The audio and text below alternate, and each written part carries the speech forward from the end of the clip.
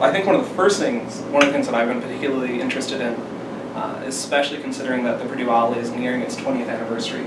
Amazing. Yes. Are you counting that from the website? We are starting with the date of January 1994, which I believe is after the Gopher site, right? It started as an email. Right.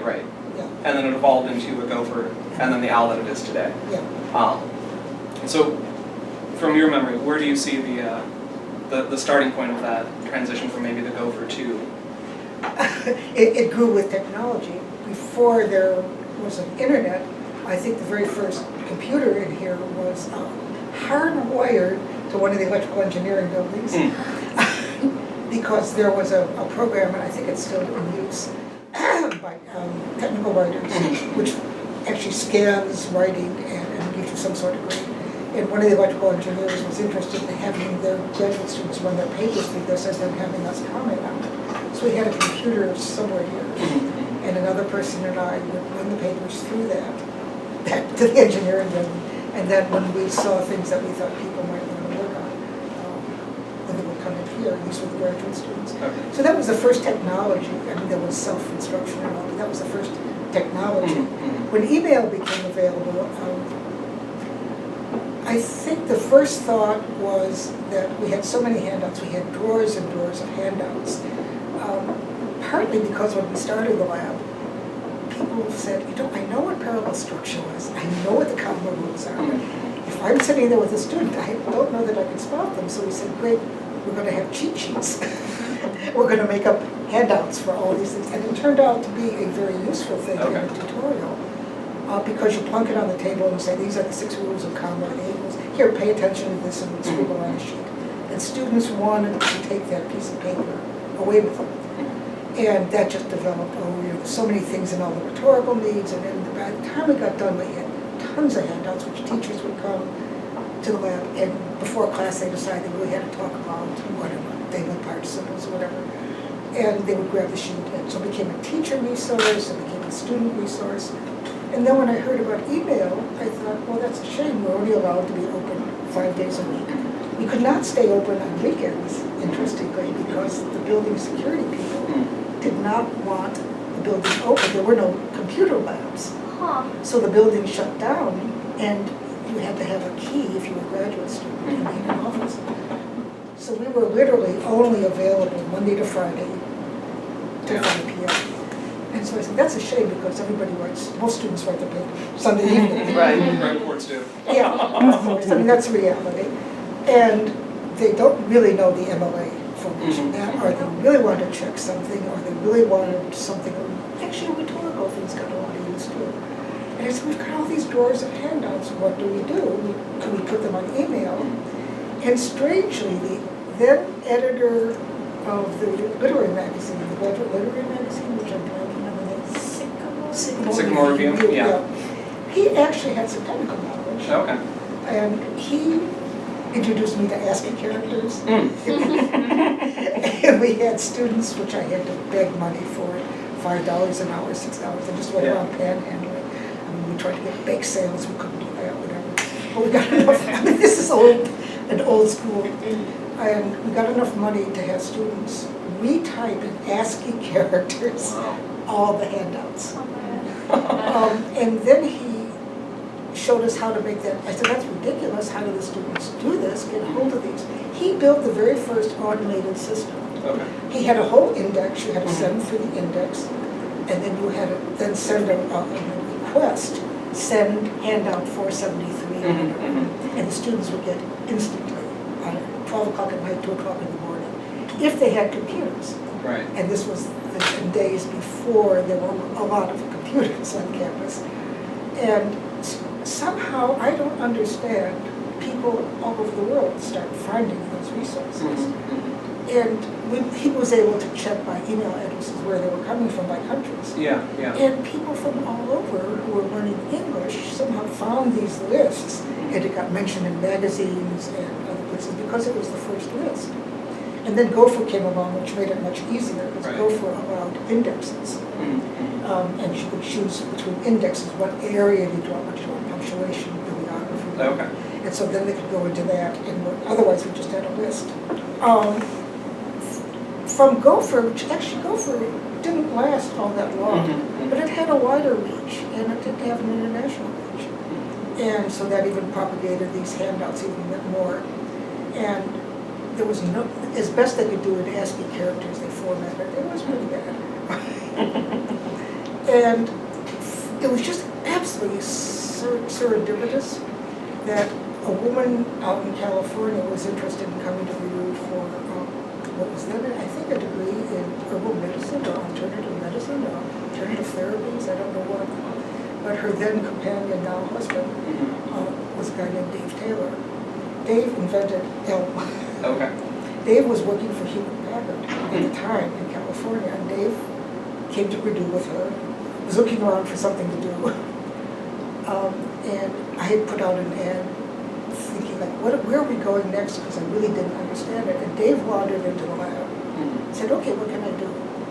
And I was telling him that where we were then, and he said, do you know about the web? And I said, no, I didn't know the web. Well, this was still new. Yeah. And despite a husband in science who was still over there with computer cards and how they inputted data, I didn't know about the web. Yeah. And he brought in his computer and showed me the web. And at that time, the one browser was Mosaic from the University of Illinois, which I was incredibly proud of because I came from Illinois, my husband came from Illinois. Yeah. And he said, I can translate all those handouts into the web. And I said, I have no money to pay you. So we went running around. Nobody understood what was going on. And at that time, the Dean of Instructional Services, there was a whole instructional, I don't know what you call it now. Whatever. Is it? The Center for Instructional That's what I Excellence. was thinking. Okay, it had other names, but Yeah. the head of that was Donald Brown. And he was incredible. He said, I have no idea what you're talking about. But I will fund Dave the equivalent of a quarter-time teacher. Which was fine for him because he was just here waiting for his wife to get a degree. Yeah. I think he tried a master's in educational design or something. Because there was no technology then to study the way he wanted it. He had already written a book on web design. What year was this? Mid-90s? Yeah, early 90s. Yeah, it was actually, I think it was a Prentice notebook. And the page he designed was so text-heavy. The introduction had column after column after column. I wish you had that old first OWL page. It was horrendous. Really? It defied every rule of readability.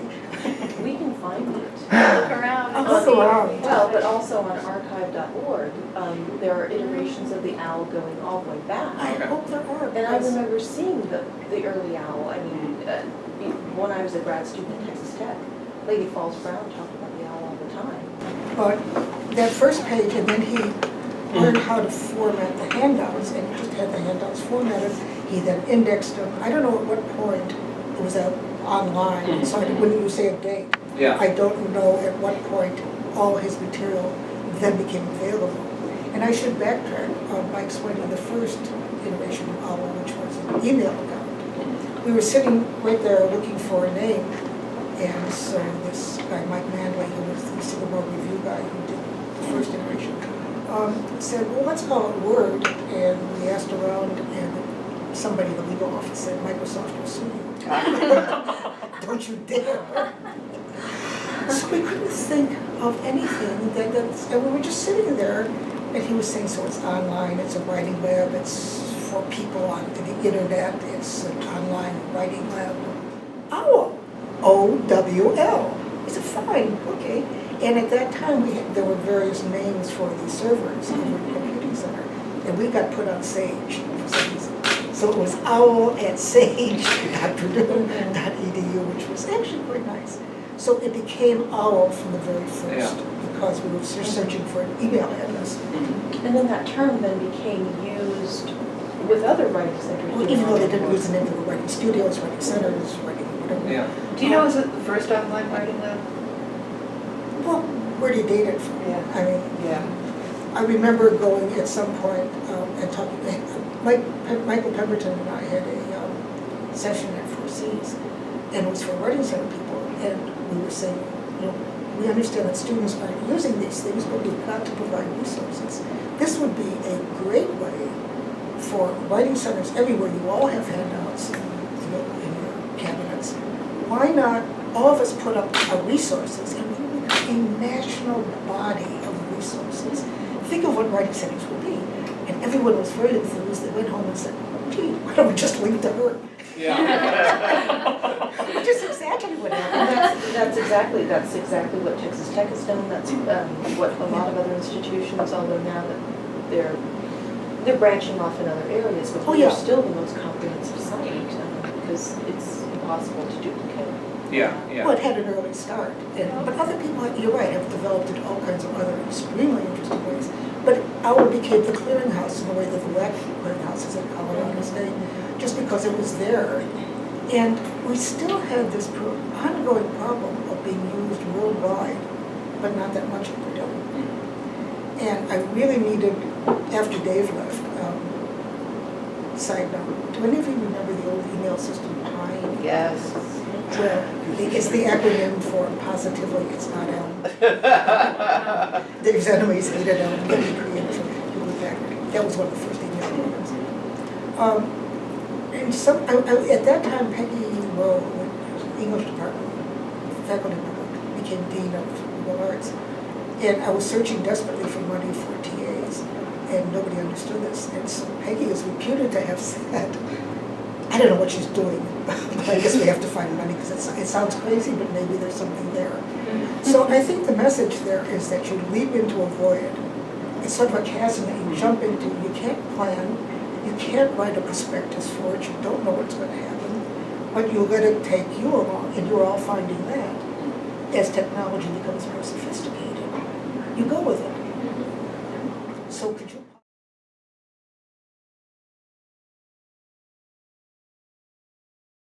Last report was, I think, 230 million hits from around the globe. You know, we have users writing in constantly from every corner. You get these love notes. We do. Those are the ones that make us happy and tell us we're doing a good job. Do you get 10 love notes, like, if it weren't for you, I'd be dead? Or something? Yeah, those. Yeah. I mean, the lives would cease, Yes. and the world would come to an end without our Mhm. they don't know how to I write couldn't this. have completed my PhD without you. Yeah. Yeah, that kind of thing. Yeah. And then we got in between, interspersed with those words, Purdue should shut you down. Yep. I saw Uh-huh. proofreading error. Yeah. How dare you represent Purdue to the world? And destroy the English language while Yes. you're at it. As- Oh, and change MLA without telling anybody else. We were accused of being the Because you have architects the of the power. change. Yes. Yes. Oh, People but were then- calling, saying, why did you do that? I would write back saying, we have no money to proofread. We're depending on students. We're trying to teach the proofreading, but we're scraping together money. And we're having a hard time, and I appreciate your help. You're doing some proofreading for us, thank you.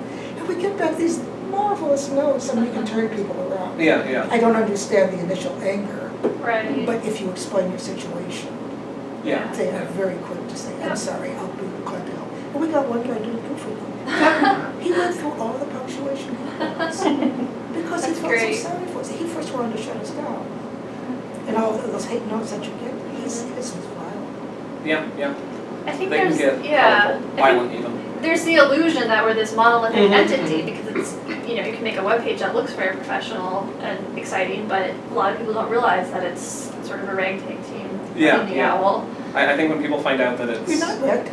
Wow. we're highly trained. Yes. But there's really only 2 people that work on the OWL regularly. So we have Myself and scheduled Kate. hours, yeah. Right. And then there are content developers that come on project by project, but most people are shocked that it's not just a room full of people on computers constantly developing, constantly editing We're new not content. Google. We are not Right, Google. right. We don't have a fancy campus with, catered food and all kinds of games to amuse us during the day, right? Exactly. And we might be able to pay a little bit more for content development, but it's You don't have the money to. not the way you'd like to see it, not with the popularity that the owl has. It,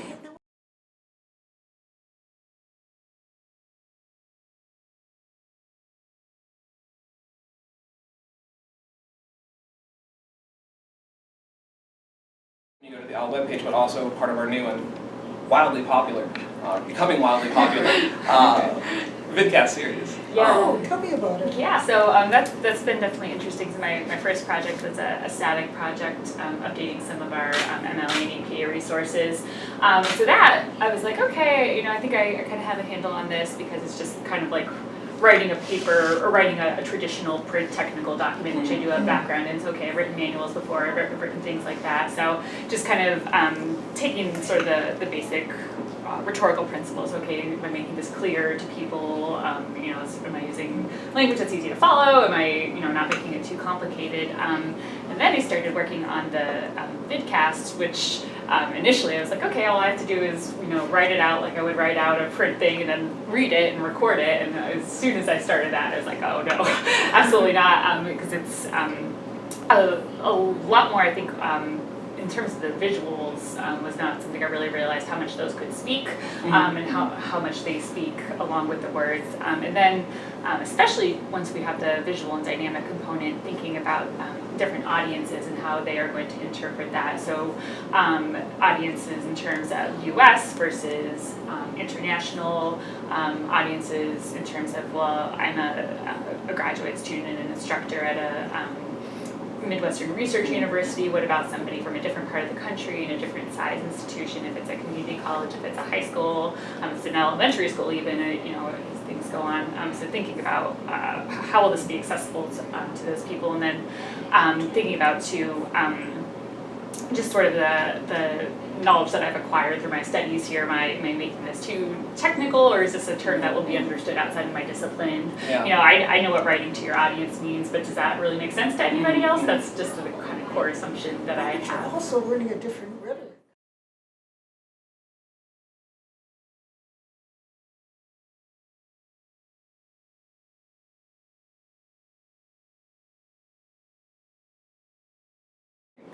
Particularly interesting and particularly relevant. I mean, me and Tammy, Linda, we've all been approached by writing professionals from all over the globe. I chatted with somebody from Poland and another person from Japan a few months ago, who are interested in not just starting writing centers in their home institutions, places that don't have writing centers already, that physical space, but that are also interested in starting local OWLs. You know, something that can speak to the writing needs of the people at their institutions, because these are people that are not necessarily just writing in English, but could also be writing in their native language, you know, which has different needs. So oftentimes the question I'm asked is, well, what are some best practices for not just maintaining OWLs and getting them started, but also what are some best practices for actually developing quality content? And I think as far as getting them started, you spoke to something particularly, and I think salient, you even used what I consider businessy lingo when you said it's important to meet the students where they're at. Right, and That's something what like the a OWL. writing center is. Yeah, yeah. I mean, that's the heart of a writing center. Yeah, yeah, and something like the OWL is definitely meeting students where they're at. You know, it's on the street corner, on their mobile, on their smartphone. But I guess any of you guys, what do you guys think of when you're approached with a question like this? What do you consider, I guess, best practices? What advice would you give to somebody wanting to either start up or maintain or resurrect an OWL of their own? Ed Sullivan and I in our seminars this year are, as one of the class projects, having students examine the OWL for those elements so that are translatable, particularly starting with Spanish, because we have some interest from some Spanish countries. You know, what's translatable and what's so American that people should develop their own rhetorical tools. And so we don't know yet. I mean, we're at the point where we're just beginning to investigate what can be directly translated, what we need to just tell people how we did it and put into their hands. It's difficult too because the United States is unique in that we offer formal writing instruction. Yes. Many other countries do not, and so then they see the U.S. model and they think that you can just have a writing center, OWL, or composition program in a box that you can just drop in and go with. Yeah. And that may not necessarily be true. And it privileges a certain type of rhetoric. It can lead, I think, to oppressive practices. Yeah, the dominance of the Right. Well, but there's another problem. I mean, you're absolutely right from what I've heard also.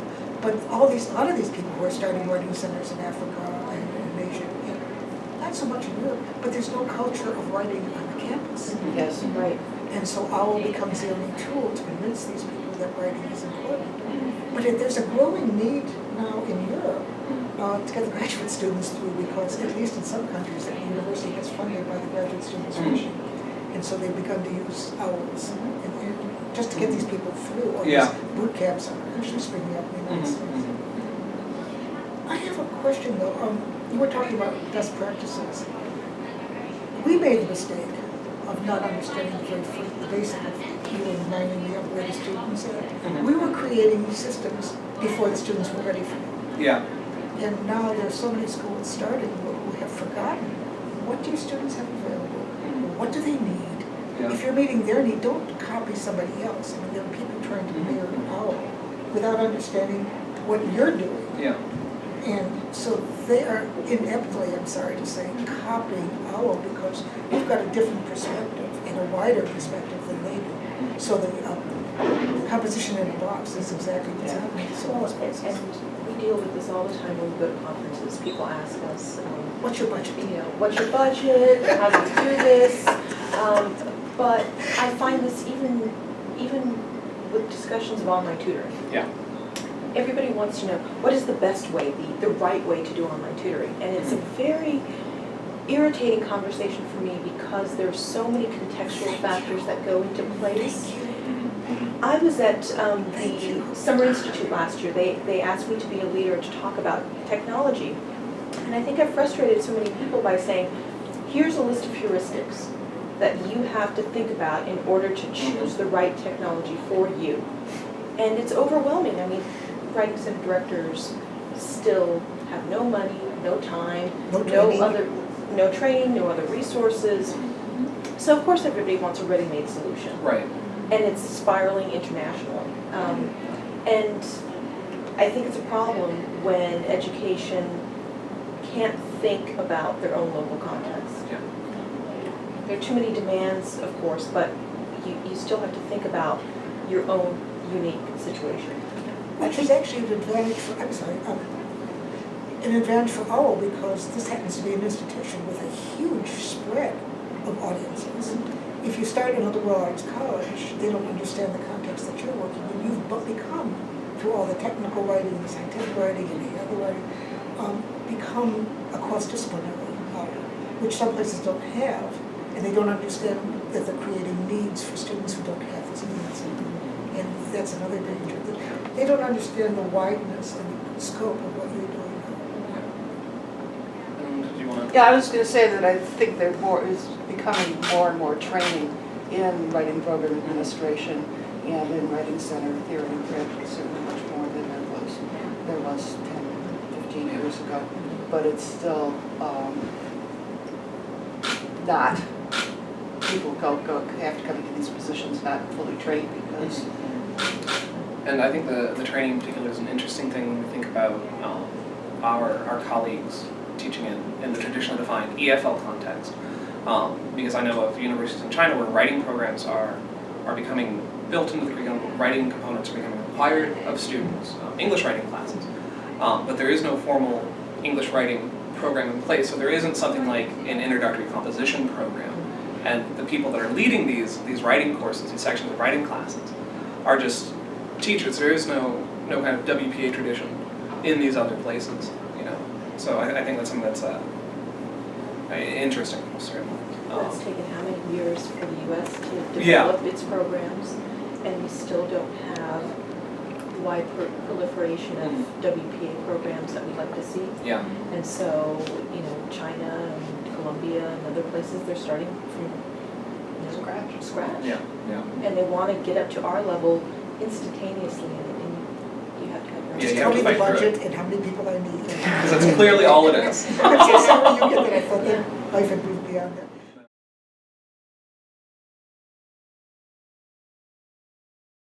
What I'd like to do. No, it's okay. Attention. What I'd like to do with these last 10 minutes is just kind of hear from everyone any final thoughts on anything that you have related to the Purdue OWL, its place in the world, its place in your professional life or your teaching discipline, or any fun little Purdue OWL related anecdotes. So I think we'll start with Grace this time, so we'll start with Tammy last time, and we'll just go kind of around.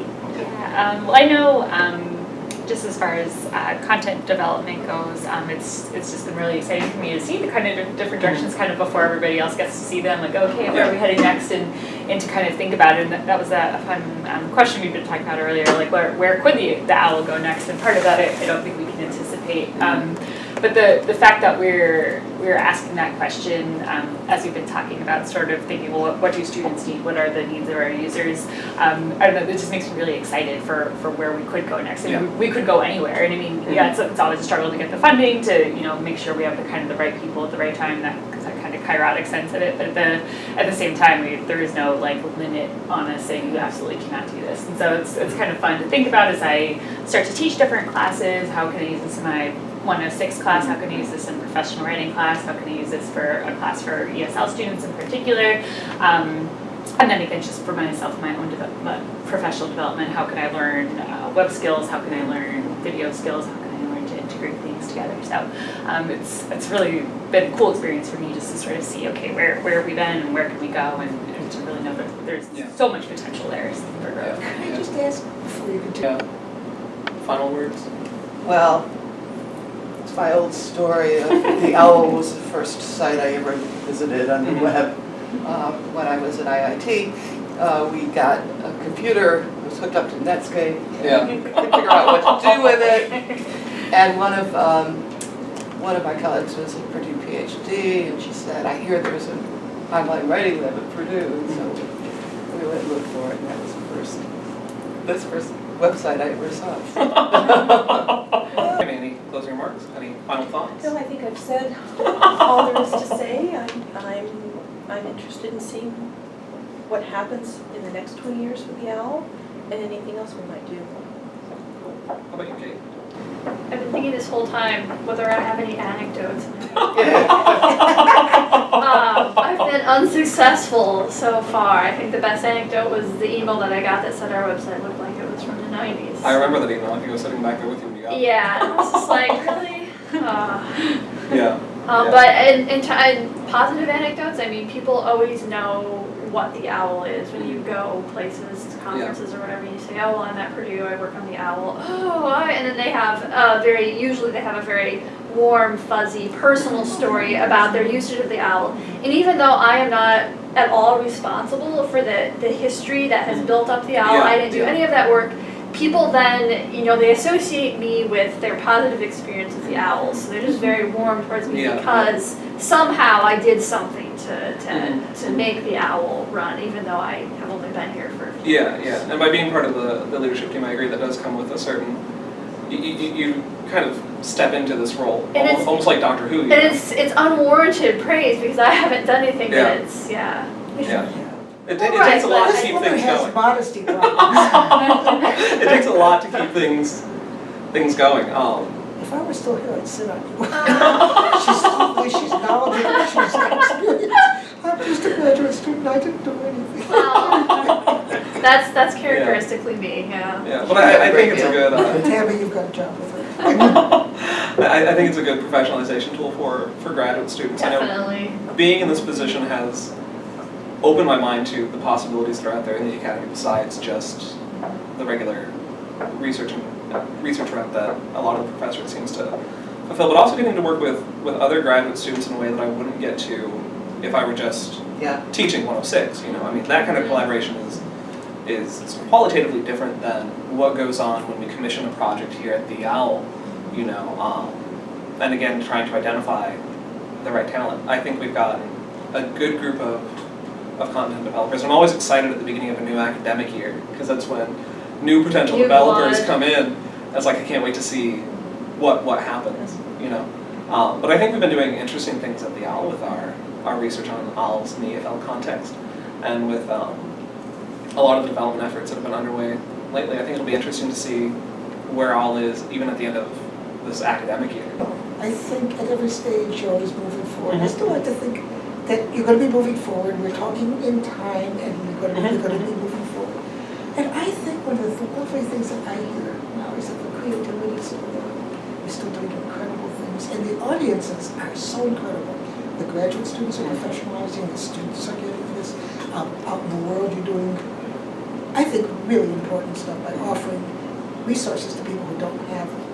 I mean, there are places in countries where they don't even have a textbook. Textbooks, yeah. Yeah. So think of what they could get with one computer, what Yeah. access they have. You're doing good things for the Purdue. You're doing good things for teachers, you're educating them. We have spent, and everybody, I think it's a huge group effort. And I don't think anyone could take particular credit. Mhm. Everybody was Sure. on it. And the open-ended part of it is what I want to leave it at. Okay. So, dot. Okay? I like it, I like it. Okay, we're ending on an ellipsis. I'm down for ending on an ellipsis, so thank you very much for That was fun. joining us, and thank you guys for That was great. sitting here. And thank you, the wonderful videographer,